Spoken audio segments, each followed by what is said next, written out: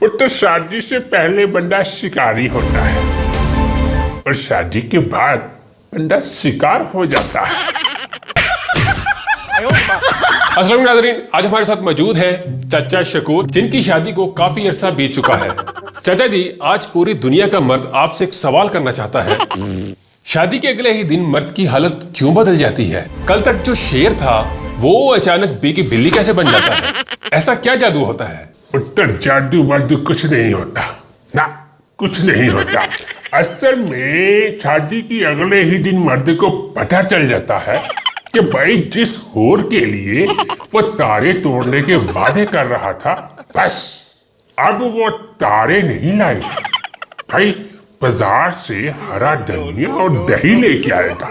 एक बात और, भाई हालत इसलिए बदल जाती है क्योंकि उसे एहसास हो जाता है कि अब मैं नहीं, सिर्फ बेगम हजूर की चलेगी। ਨੀ ਵਿਆਹ ਤੋਂ ਪਹਿਲਾਂ ਕਹਿਣਾ ਪੈਂਦਾ ਹੈ, ਹੁਣ ਤੈਨੂੰ ਬੁੜੀ ਕਹਿਣ ਨੂੰ ਰੂਹ ਨਹੀਂ ਕਰਦੀ। ਵਿਆਹ ਤੋਂ ਪਹਿਲਾਂ ਕਿੰਨੀ ਮੇਰੀ ਇੱਜ਼ਤ ਹੁੰਦੀ ਸੀ। मतलब आपके कहने का मकसद ये है कि मर्द की आजादी खत्म हो जाती है। आजादी?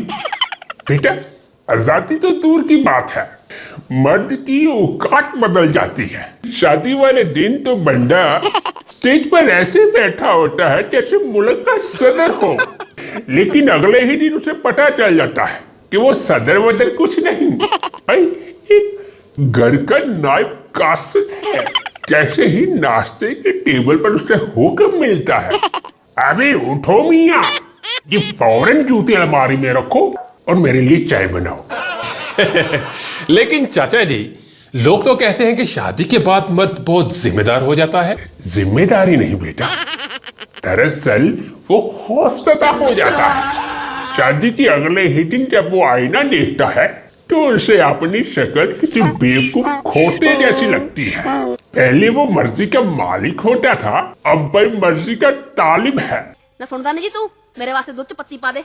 ਘਟੀਆ ਕਿਸਮ ਦੀ ਬੇਵਕੂਫ ਔਰਤ, ਆਪਣੇ ਪਤੀ ਪਰਮੇਸ਼ਰ ਤੋਂ ਚਾਹ ਬਣਵਾਉਣੀ ਹੈ? ਨਹੀਂ ਹਰ ਰੋਜ਼ ਕੱਪੜੇ ਧੋਣਾ ਘੱਟ ਹੈ? समझे मियाँ?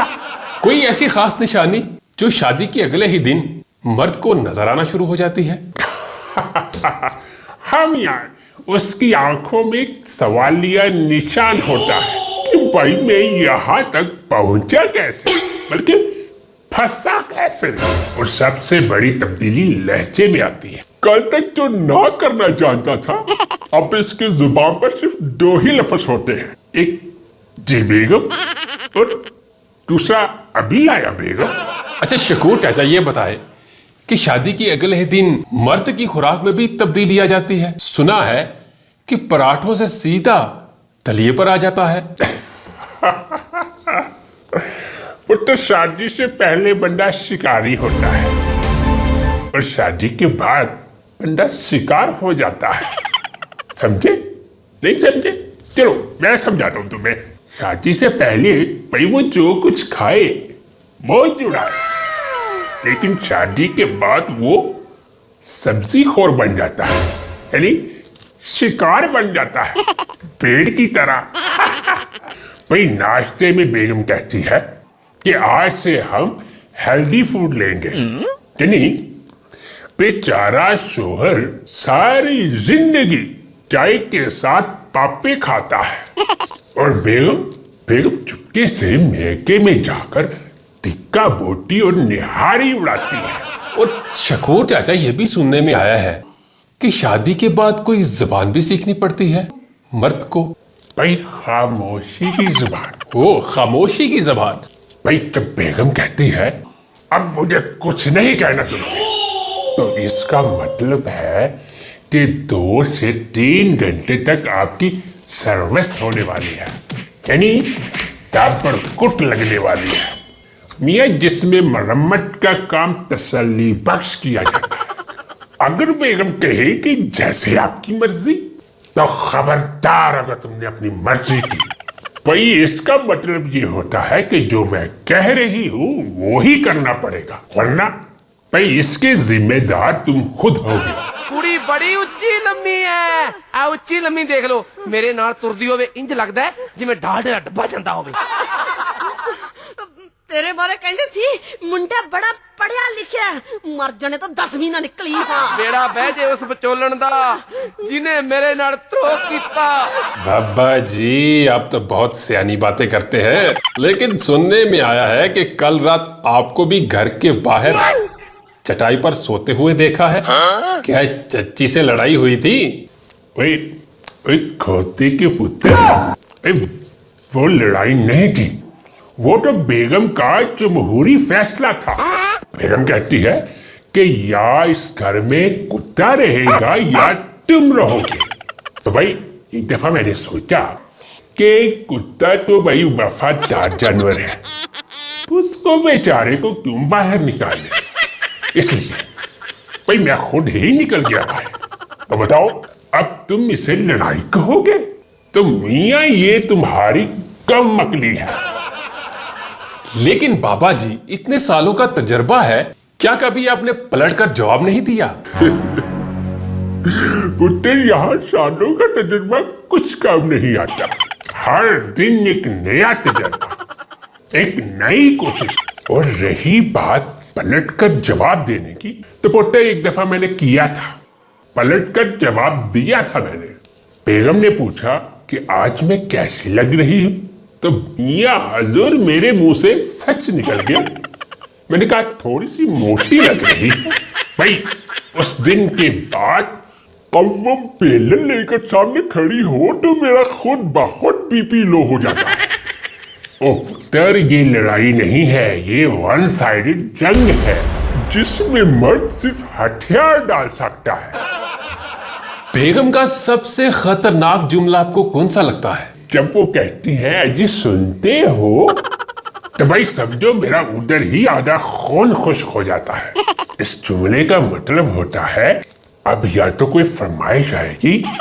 या मेरे कोई रिश्तेदार की बुराई होगी और अगर खुदा ना खास्ता मैं कह दूं कि मैं मसरूफ हूं तो भाई आगे से ऐसा जवाब देती है कि बंदा कब्र तक याद रखे ਕਹਿੰਦੇ ਤੇਰੇ ਤੇ ਬੰਬ ਡਿੱਗੇ ਮੈਂ ਤਾਂ ਕਹਿਣਾ ਤੂੰ ਬੰਬ 'ਚ ਡਿੱਗੇ ਅੱਛਾ ਕਹਿੰਦਾ ਮੈਂ ਅੱਜ ਨਹੀਂ ਬਚਦੀ ਮੈਂ ਨਹੀਂ ਬਚਦੀ ਹੁਣ ਮੈਂ ਚੱਲੀ ਆ ਚੱਲ ਛੇਤੀ ਕਰ ਮੈਂ ਨਹੀਂ ਬਚਦੀ कभी आपका दिल नहीं किया घर छोड़कर कहीं दूर भाग जाने को बहुत बार किया भाई बहुत बार किया एक बार तो मैं स्टेशन पर पहुंच गया भाई वहां जाकर याद आया कि घर की चाबी तो बेगम के पास है और मेरे मोबाइल का चार्जर घर रह गया अब बताओ बंदा बेगम के बगैर रह सकता है पर चार्जर के बगैर नहीं रह सकता भाई वापस आया तो बेगम हजूर दरवाजे पर खड़ी थी हाथ में झाड़ू लिया तो मसूफा मुझे कहती है इतनी जल्दी आगे सैर करके जरा अंदर आओ तो बड़ी खबर लेती यानी आप मुकम्मल तौर पर मगलूब हो चुके हैं भाई मगलूब क्या होता है भाई मैं तो मुकम्मल फना हो चुका हूँ मैंने कहा बेगम कुछ तो ख्याल करो मैं इस घर का सरबराह हूँ तो मुझे पता क्या कहती हैं सरबराह तो तुम हो सरबराह लेकिन घर की चीफ जस्टिस मैं हूँ और आपके तमाम के तमाम फैसले कलअदम करार दिए जाते हैं ओह अच्छा बाबा जी ये आपका हाल कैसे हुआ किसी डाकू ने हमला किया था या कोई एक्सीडेंट हुआ तो ना तो ये डाकू का काम है और ना किसी गाड़ी का बल्कि ये घरेलू एटमी धमाके के असरात है बताओ कल मैंने सिर्फ इतना कहा कि सालन में थोड़ा सा नमक ज्यादा है तो भाई इतना कहना था कि सामने से उड़ती हुई प्लेट आकर ऐसी लगी जिसने मेरी जिंदगी का रुख बदल दिया माथे पे मेरे ये निशान छोड़ दिया तौबा तौबा तो आपने दफा नहीं किया अपना उसका दफाई बजट खत्म हो चुका है यानी तनख्वाह अब मैं रिटायर हूं ना इसलिए दफाई बजट खत्म हो चुका है बेगम जब गुस्से में होती है तो भाई कमांडो बन जाती है मैंने अपने बचाव के लिए तकिया आगे किया लेकिन भाई ऐसा घूम के जोर से बेलन आए कि भाई तकिया ही फट गया और तुम ही बताओ, जिस घर में बेलन मिसाइल की तरह चले वहां मर्द की क्या औकात रह जाती है। अब तो बस एक यही ख्वाहिश रह गई है कि अगले जन्म में मैं बेगम बनूं और वो चाचा शकूर बने। फिर मैं उसे बताऊं कि नमक तेज होने पर फ्लाइंग प्लेट कैसे मारी जाती है। ਅਰੇ ਉਹ ਕਿਹੜੇ ਬੰਦੇ ਨੇ ਜਿਹੜੇ ਤੀਵੀਆਂ ਦੇ ਪੈਰ ਧੋ ਪੀਂਦੇ ਨੇ? ਉਹ ਇਨਸਾਨਾਂ ਦੀ ਨਹੀਂ ਕੁੱਤੇ ਦੀ ਜੂਨ ਜਿਉਂਦੇ ਨੇ। ਮੇਰੇ ਨਾਲ ਇੱਕੋ ਹੀ ਹੈ। ਕਹਿੰਦੇ ਸੀ ਕੁੜੀ ਤਾਂ ਨਿਰਾ ਪਟੋਲਾ ਪਟੋਲਾ, ਆ ਖੱਦਰ ਭੰਡਾਰ ਦੇਖ ਲੋ। ਫਿਰ ਕਹਿੰਦੇ ਕੁੜੀ ਤਾਂ ਬੜੀ ਸੋਹਣੀ ਐ, ਸੁਨੱਖੀ ਐ, ਆ ਸੋਹਣੀ ਦੇਖ ਲੋ ਜਿਹਨੇ ਮਹੀਵਾਲ भी काला करता। बड़े अफसोस की बात है बाबा जी, आप चाहे तो अपना एहतजाज रिकॉर्ड करवा सकते हैं मेरे प्रोग्राम में। एहतजाज? पुत्र, शादी के बाद मर्द यूनियन खत्म हो जाती है और बंदा अकेला रह जाता है। अगर मर्द ऊंची आवाज में बात करे तो भाई उसे बदतमीज कहते हैं। अगर मर्द खामोश रहे तो मियां उसे लापरवाह का खिताब दिया जाता है। पापा जी, मुझे तो लगता है कि आपकी याददाश्त पर भी असर पड़ा है। बिल्कुल पड़ा है भाई, बिल्कुल पड़ा है। बंदा अपनी सालगिरह याद रखे या ना रखे, बेगम के वो सूट का रंग उसे जरूर याद होना चाहिए जो 3 साल पहले उसने अपनी कजन की शादी पर पहना था। अगर मर्द भूल गया तो समझो भाई अगले ही दिन उसकी सर्विस और साथ में ठुकाई होगी। अच्छा शकूर चाचा, उन जवानों को आप क्या मशवरा देना चाहेंगे जो अभी शादी का लड्डू खाने वाले हैं? भाई मशवरा यही है जवानों से, बेटा शादी की अगले ही दिन बाद अगर तुम्हारी हालत बदल जाए तो परेशान ना होना। भाई ये कुदरत का निजाम है। और हाँ, एक बात जरूर याद रखना, अगर सुकून चाहते हो तो अपनी याददाश्त कमजोर कर लो। बेगम जो कहे वो करो और जो तुमने कहा था भाई वो भूल जाओ। ਖਦੇਣਿਆ ਮੇਰੇ ਸਿਰ ਤੇ ਸਿੰਘ ਦੇਖ ਲੈ ਤੂੰ। ਜੇ ਤੇਰੇ ਸਿਰ ਤੇ ਸਿੰਘ ਹੁੰਦੇ ਤਾਂ ਮੈਂ ਵਿਆਹ ਵਾਲੇ ਦਿਨੀ ਸਿਹਰਾ ਬਣ ਕੇ ਥੋੜਾ ਆਉਂਦਾ, ਹੱਥ 'ਚ ਪੱਕੀ ਰਾਫਲ ਫੜ ਕੇ ਘੋੜੇ ਤੇ ਚੜ ਕੇ ਦੜ ਦੜ ਦੜ ਹਮਲਾ ਬੋਲਦਾ, ਇਸ ਹੰਥੜੀ ਨਾਲ ਯੁੱਧ ਕਰਦਾ। ਤੇ ਮੈਂ ਸਿੰਘ ਮਾਰ ਕੇ ਤੈਨੂੰ ਵਿਚਾਲਿਓਂ ਪਾੜ देना ਸੀ।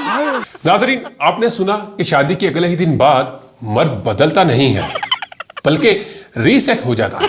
अच्छा पुत्र, एक बात तो बता, बड़ी देर से तुम मेरे जख्मों का भाई तमाशा देख रहे हो। भाई जरा ये तो बताओ, तेरी अपनी शादी हुई है या अभी आजाद मुल्क के शहरी हो तुम? जी चाचा, अभी पिछले महीने ही बर्बाद नहीं, मेरा मतलब है आबाद हुआ हूं। ओए ओए, ये नहीं, तुम अभी फ्रेश पीस हो। पुत्र, अभी तो तुम्हारे चेहरे पर लालियां और मुस्कुराहट नजर आ रही है ना। भाई ये खौफ की पहली स्टेज है। अभी तो नया नया कैदी बना है ना, इसीलिए भाई तुम्हें बेड़ियां भी जेवर लग रही है। नहीं चाचा, मेरी बेगम तो बहुत अच्छी है, मेरा बहुत ख्याल रखती है। अभी थोड़ी ही देर पहले उसका फोन आया था। फोन आया था फोन। ओ खोटे के पुत्र, इसे ख्याल रखना नहीं कहते, इसे लोकेशन ट्रेस करना कहते हैं। अभी तो नई नई शादी के नशे में है। जब महीने बाद बिजली का बिल और बेगम के मेकअप का खर्चा इकट्ठा आएगा ना, फिर तेरी टांगे कांपना शुरू हो जाएगी। अच्छा, आप तो मुझे डरा रहे हैं। वो तो मुझे कहती है कि आप मेरे ताजमहल के शहंशाह हैं। शहंशाह? शहंशाह? जी, शहंशाह। ओए खोटे के पुत्र, ताजमहल मकबरा है, वहां सिर्फ मुर्दे सुकून से रहते हैं। तू अभी शहंशाह है क्योंकि अभी किस्तें शुरू नहीं ना हुई। जिस दिन तूने अपनी बेगम से कहा बेगम बजट नहीं है, तो फिर देखना शहंशाह, यही ताज जो तुम्हारे सर पर है वही ताज तुम्हारा सर फाड़ेगा, जैसे मेरा फटा है। तो नाजरीन, एहतियात लाजमी है। उम्मीद करता हूं आज का प्रोग्राम आपको पसंद आया होगा। तो मिलते हैं अगले प्रोग्राम में नए मौजू के साथ। तब तक के लिए मुझे दें इजाजत। खुदा हाफिज। हमारे चैनल को सब्सक्राइब करें, लाइक करें, शेयर करें, कमेंट्स करें और बेल आइकन को दबा दें ताकि इस तरह की मजेदार वीडियो आप तक पहुंचती रहे।